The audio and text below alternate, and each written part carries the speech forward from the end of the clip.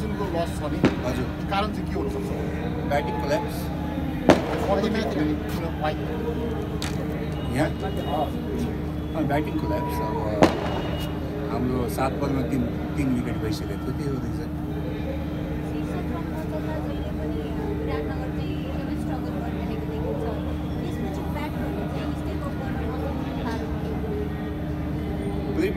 प्रिपरेसनहरू हामी गरिरहेछौँ होइन अब क्लिक गरिरहेछौँ हामी टप अर्डरमै ह्याप्पी छौँ होइन किनभने हाम्रो सबै फरेन प्लेयर्सहरू पनि टप अर्डरकै छ अब आज क्लिक गरेन स्कोर भएन जस्तो आज स्याम र आफूलाई नै कन्टिन्यू गर्नु अस्तिको सिचुएसन फरक थियो आज 126 चेन्ज गर्नु त्यही प्लेयरलाई कन्टिन्यू गर्नु चाहिँ अहिले आएर चाहिँ अलिकति गलत जस्तो लाग्छ लास्ट म्याचमा उहाँहरूले 97 रनको पार्टनरसिप गरेको थियो त्यो चेन्ज गर्नुपर्छ भन्ने लागेको थिएन क्रिकेट हो होइन बल एक बलको गेम हो आज चलेन उहाँहरू लोकेसलाई जुन हिसाबले टप अर्डरमा युज गर्नु फाफ आएपछि त्यो कम्बिनेसन पनि चेन्ज गर्नु भएको छ उहाँले चाहिँ अलिकति अनसेटल भएको जस्तो फिल भएको छ कि डाउन अर्डर अनि हामी रोल्सहरूको बारेमा कुरा गरिरहेछौँ प्लेयर्सको रोलमा होइन लोकेश त्यहाँ पनि कम्फर्टेबल छ नेपालको म्याचमा हेर्नुहोस् जहिले पनि नम्बर 6-7मा ब्याटिङ गरिरहेछ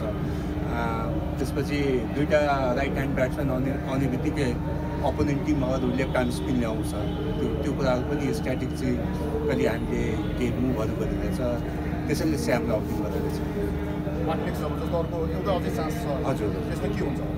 डेफिनेटली प्रिपरेसन गर्छ आजको गल्तीहरूलाई हामी मिटिङमा कुरा गर्छौँ तयारी गर्छौँ होइन एक दिनको टाइम छ होइन त्यति कुनै चेन्जेस आउँदैन टिममा प्रिपरेसन गर्छौँ आफ्नो गल्तीहरूको बारेमा सोध्छौँ अर्को म्याचको लागि तयार भएर आउँछौँ गेम खेल्नु अघि चाहिँ जोसँग खेल्दै हुन्छ उहाँहरूसँग रेस्ट हुँदैन उहाँहरूले चाहिँ बिना रेस्ट खेल्नुपर्छ तपाईँहरूसँग एक दिन एडभान्टेज त्यो कतिको एडभान्टेज हुन्छ डेफिनेटली अहिलेको प्रोफेसनलिजममा त्यति घाटा नहोला त्यही पनि के फाइदा हुन्छ भने अलि उनीहरूको जिउ टायर्ड हुन्छ होइन मेबी त्यसको 5% एडभान्टेज लिन सकिन्छ मार्टिन गप्लरको जुन रनआउट थियो मार्टिन गप्लरको जुन रनआउट सबैले देखेको कम्युनिकेसन मिसअन्डरस्ट्यान्डिङ भयो जहाँ कि हाफ कुदेन कुद्यो अब त्यो बिचको सिनारियो त हामी एटलिस्ट 100 मिटर टाढाबाट थाहा हुँदैन तर त्यो कम्युनिकेसन मिलेन होला कलको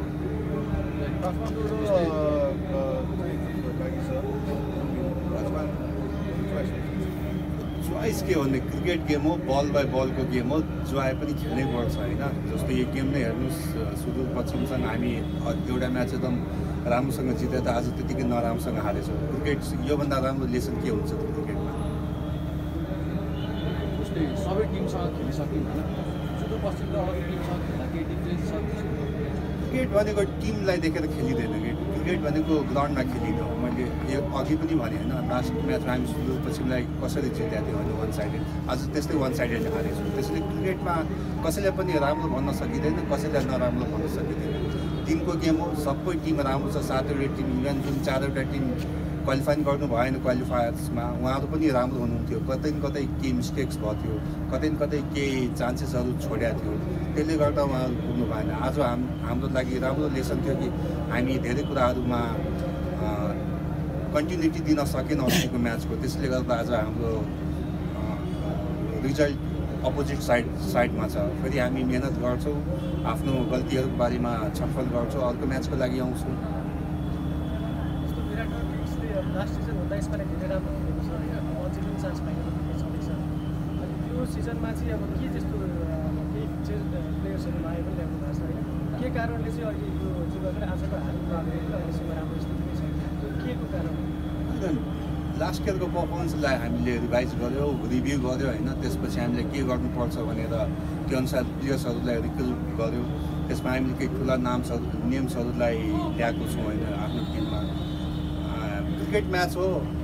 जित हार हुन्छ होइन त्यसको लागि हामी त्यति स्वीकार गर्नुपर्छ जितलाई अगर हामी खुसी मनाउँछौँ भने हारलाई पनि स्वीकार गर्नुपर्छ हामीले होइन